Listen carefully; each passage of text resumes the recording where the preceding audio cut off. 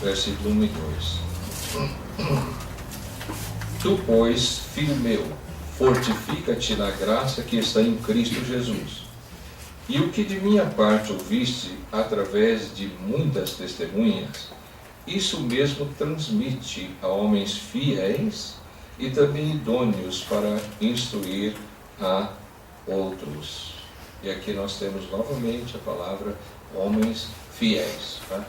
E Paulo, então, ele está instruindo Timóteo e mostrando a Timóteo a forma como ele deve agir ao transmitir a palavra. Ele disse, olha, o que de minha parte ouviste através de muito testemunho, ele diz assim, isso mesmo, né? Isso mesmo, transmite a homens fiéis. É interessante, né? Porque às vezes, principalmente quando a gente está começando a pregar, né? A gente tem uma preocupação com coisa nova, não é? Aí você pega um trecho e vai pregar, mas o irmão já falou isso. O outro, não, esse aqui também o irmão já falou, né? E você fica perdidinho pensando que o irmão falou, o outro falou, né? E Satanás ele vai tentar desviar você da verdade. E às vezes é essa preocupação. Só que nós não temos que transmitir nada novo. Não existe no mundo nada novo. Tá? Lê o que Salomão fala e você vai verificar que realmente é isso. Né? E a gente não precisa se preocupar. O que nós temos que transmitir? O ensino dos apóstolos. O que nós aprendemos deles, isso nós passamos para homens fiéis, que também vão passar isso para outros fiéis, e vai assim, né? Porque hoje nós conhecemos a palavra. Porque homens fiéis foram transmitindo de um para o outro. É como aquela tocha olímpica, né? Que eles vão correndo e depois passa a tocha para o outro pega, corre e passa para o outro, né? Eles sempre vão passando a tocha para o outro e o outro continua até concluir o trajeto. Agora, o que nós temos que passar é a palavra, é o ensino, é a doutrina dos apóstolos, né? Então nós somos fiéis à palavra e nós vamos passar isso mesmo, né?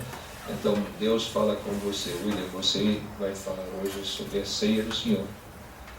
Aí o William vai pensar assim, não, mas o Roberto falou isso, né? O Sr. João não falou, o Sr. Gilmar também não falou, né? E aí ele fica perdidinho, né? Caçando o que ele vai falar, não é, William? Ainda não aconteceu, mas vai acontecer. Mas não é isso que deve nos preocupar, né? Nós devemos passar a palavra tal que ela é. Então, se o Senhor, por exemplo, indicar que a gente deve falar de um assunto, é aquele assunto, não é?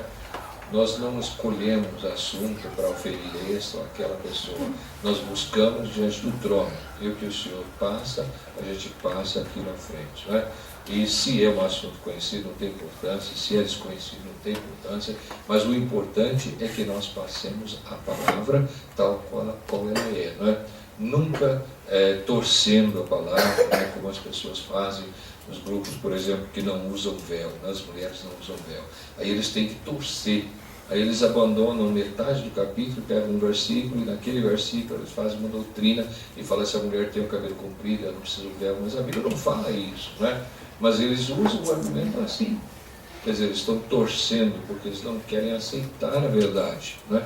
Mas nós somos servos do Senhor. E nós temos que aceitar a verdade, nós temos que aceitar a Bíblia como ela é, e nós temos que passar à frente aquilo que os apóstolos ensinaram, né? Então, é isso que Paulo fala, né?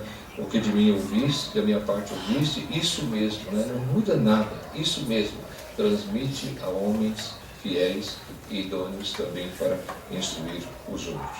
Então, assim a palavra de Deus vai de pessoas em pessoas, né? E vai alcançando outras gerações.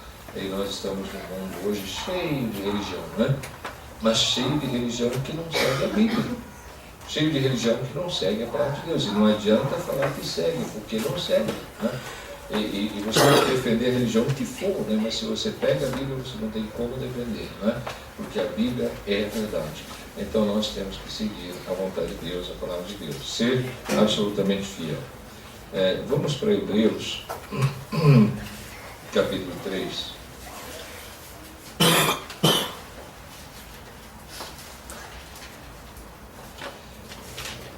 Por isso, santos irmãos que participais da vocação celestial, considerai atentamente o apóstolo e sumo sacerdote da nossa confissão, Jesus, o qual é fiel àquele que o construiu, como também o era Moisés em toda a casa de Deus. Jesus, todavia, tem sido considerado digno de tanto maior glória do que Moisés, quanto maior honra do que a casa tem aquele que a estabeleceu. Né? É muito interessante a gente olhar para esse texto, né? E nós pensarmos então na necessidade de sermos fiéis como o Senhor Jesus é fiel, como Moisés foi fiel. Né? Nós lemos aqui o qual é fiel, aquele que o construiu, como também o era Moisés em toda a casa de Deus. Né? Deus aprecia a fidelidade dos seus servos. E nós sempre temos que pensar isso, né? Agora, Apocalipse 2. E veja o verso 10. Apocalipse 2 e o verso 10.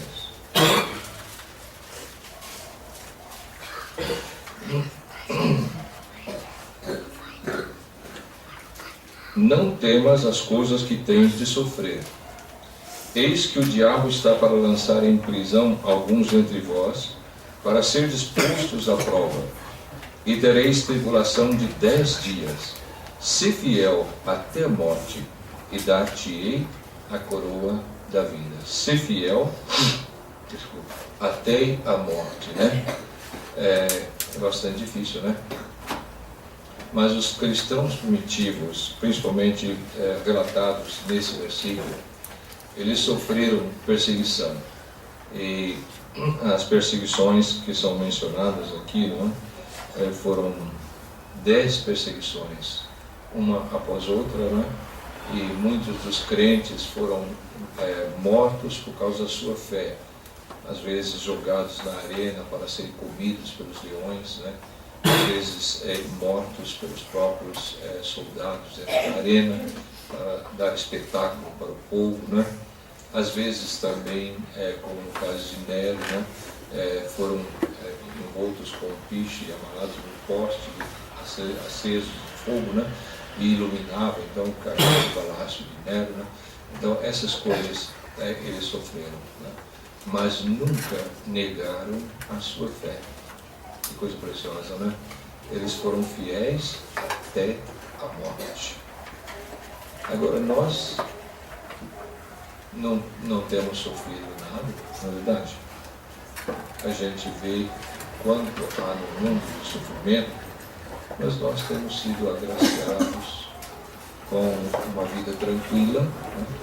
Você falaram, não tão tranquilo, não tem nada para todo canto, né? Mas nós não estamos sofrendo por causa do Evangelho. Nós não estamos sofrendo por causa da palavra de Deus, né? Nós podemos ir ali na esquina e falar abertamente da palavra de Deus, né? Nós podemos nos reunir com as portas abertas, né? Há muita liberdade. Pode ser que isso vai acabar um dia, né? Mas nós temos, através de tantos anos, nós temos tido essa liberdade, né? Mas se nós tivéssemos que sofrer, será que a nossa fé seria a mesma? Será que nós ainda serviríamos ao Senhor? Lá no Líbano, né?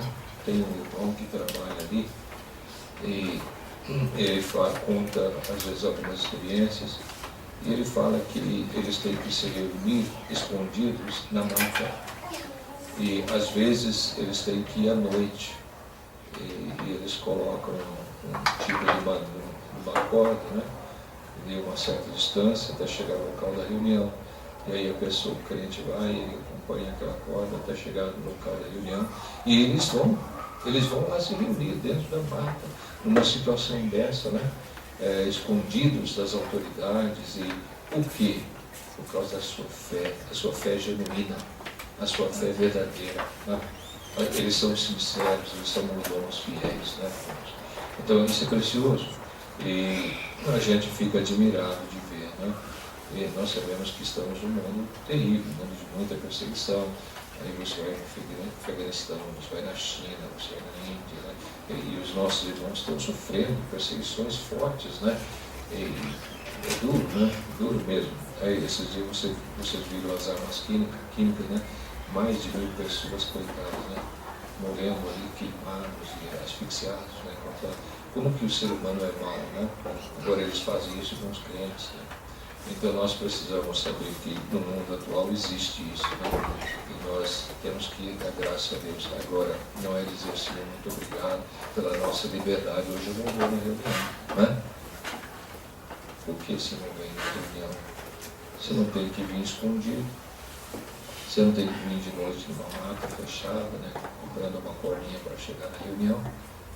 Você tem carro, né? Você pode chegar facilmente no local de reunião. Por que, irmãos, nós faltamos tanto? Eu não estou criticando ninguém, eu estou só fazendo uma pergunta. Por que, né? Nossos irmãos nesse lugar enfrentam tanta dificuldade, e eles amam o Senhor, amam a obra do Senhor, né? E vão, e enfrentam a morte por causa do nome do Senhor. E nós, às vezes, falhamos tanto. Mas que vamos pensar, não é? Ser fiel até a morte. Então, se nós vamos ser fiéis até a morte, nós vamos receber a coroa da vida. E bom, irmãos, quando a gente pensa na forma como o Senhor realmente promete abençoar, Ele é Senhor, né? Ele é Senhor e de fato nós temos que ser a Ele absolutamente fiéis, né? Fiéis até a morte. Vamos então parar aqui e vamos levar no coração essa preciosidade da palavra de Deus, né? Vamos lembrar que nós somos mordomos do Senhor, nós somos dispenseiros, nós temos que viver com Ele, nós temos que ser fiéis a Ele, né? Vamos lembrar que Ele é nosso Criador, Ele é nosso Redentor, Ele é nosso Senhor. Ele tem direito, né, de exigir de nós a fé, a dedicação, o amor que lhe é devido. Que o Senhor nos dê a sabedoria para vivermos na sua presença. Amém. Amém.